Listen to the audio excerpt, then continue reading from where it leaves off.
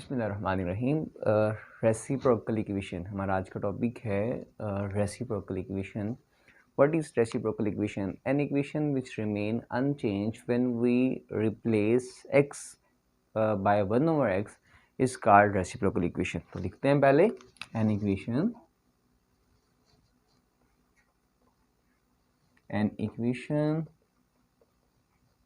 Which remain unchanged when x replaced by 1/x is called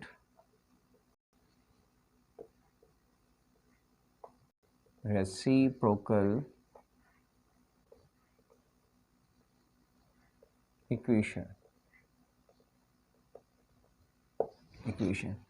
मैंने यहाँ लिखा an equation which remain unchanged when x is replaced by 1/x is called reciprocal equation. अच्छा, इसमें अगर हम इसकी example लें तो इसकी एग्जांपल आ जाएगी a इंटू एक्स का square plus 1/x² plus b into x plus 1/x plus c is equal to 0। ये इक्वेशन जो है वो आपके पास रेसिप्रोकल इक्वेशन है, लेकिन हम साथ थोड़ा सा इस पे और एडिशन करेंगे। इसमें जो हम ऐड करने चाह रहे हैं वो ये इन सच equation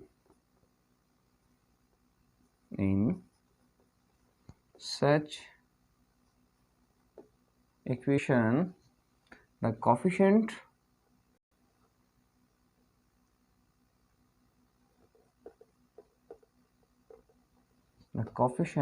of the terms equidistance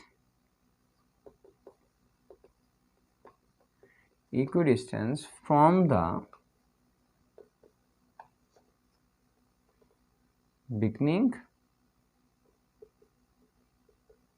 beginning and end are equal in magnitude। ये जो मैंने सेकेंड लाइन इसकी लिखी है, in such equation the coefficient of term equal distance from the beginning and end are equal in magnitude. इसको समझने के लिए इस पहली बात तो हमें ये बताना चाहिए कि हर वो इक्वेशन, ये तो इक्वेशन इस फॉर्म के अंदर थी, अगर ऐसी इक्वेशन जिसमें x² 1/x² ना हो, उसकी वो कौन सी फॉर्म होती है? वो होती है आपके पास a x⁴ plus b x⁴ plus c x⁴ plus b x plus a is equal to 0। अगर आपके पास कोई भी, यहाँ हम डायरेक्टली यहाँ से ये वाली अगर हम कंडीशन इस पे फुलफिल करें तो ये यहाँ पे फुलफिल नहीं हो रही, क्योंकि अगर हम यहाँ पे x को रिप्लेस करेंगे 1/x के साथ तो ये वाली फॉर्म जो है वो डायरेक्टली ये फॉर्म नहीं बनेगी।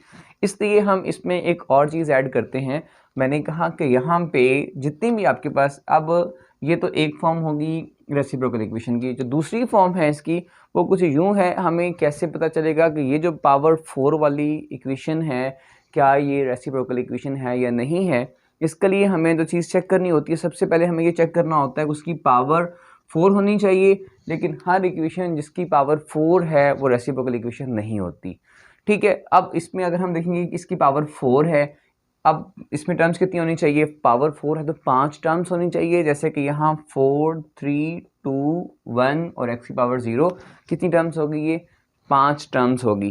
अच्छा, इसमें फिर एक चीज़ हमें और पता होना, एक और चीज़ होनी चाहिए कि यहाँ पे जो इसका बिगनिंग वाला पॉइंट और जो एंडिंग वाला पॉइंट है, इन दोनों पे जो यहाँ कोफिशिएंट है वो सेम होना चाहिए, मतलब इक्वल होना चाहिए।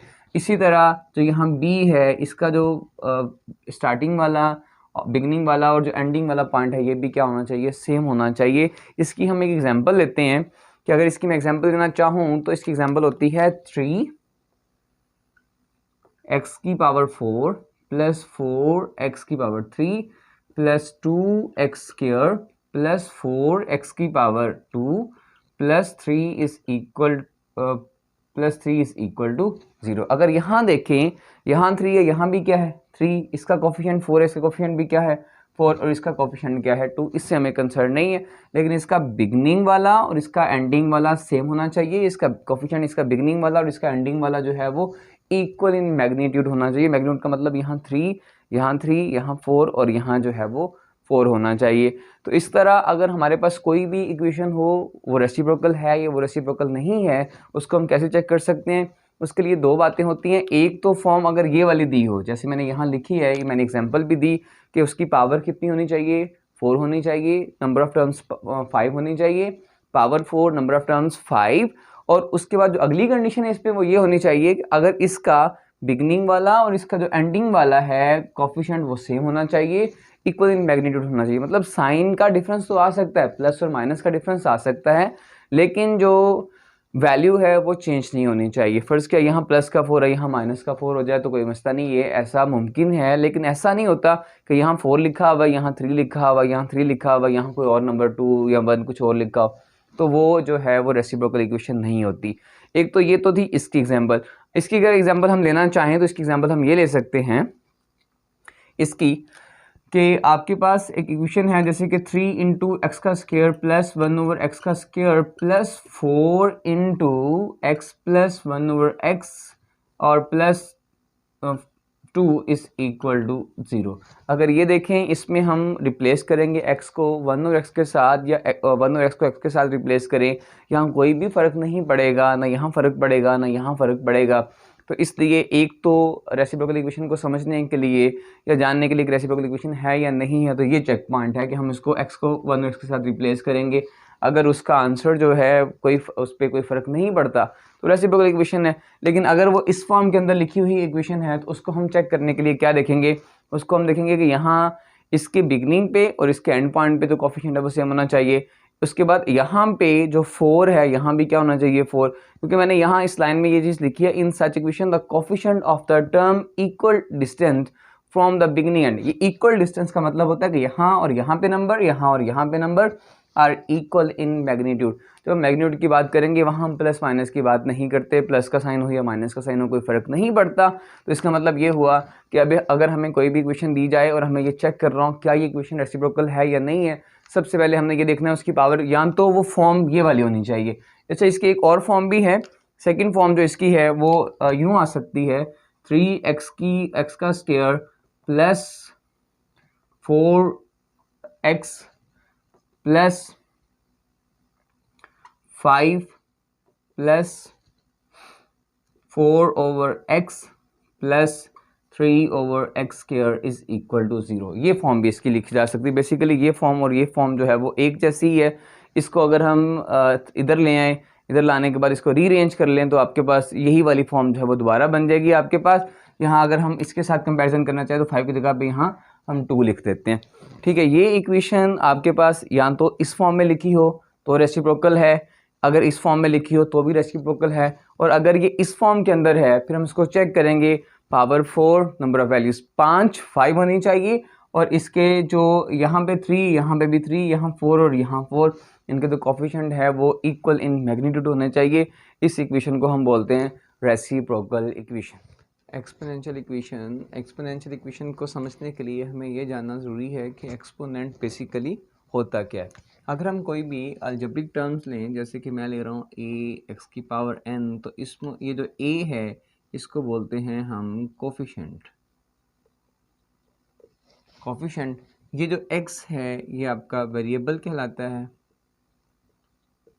और ये जो आपका n है तो ये n जो है इसको हम बोलते हैं एक्सपोनेंट भी बोलते हैं, पावर भी बोलते हैं। तो ये अक्सी इन एक्सपोनेंशियल इक्वेशन, इसकी डेफिनेशन क्या आएगी? In exponential equation variable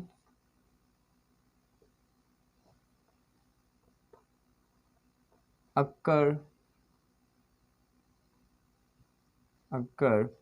in exponent.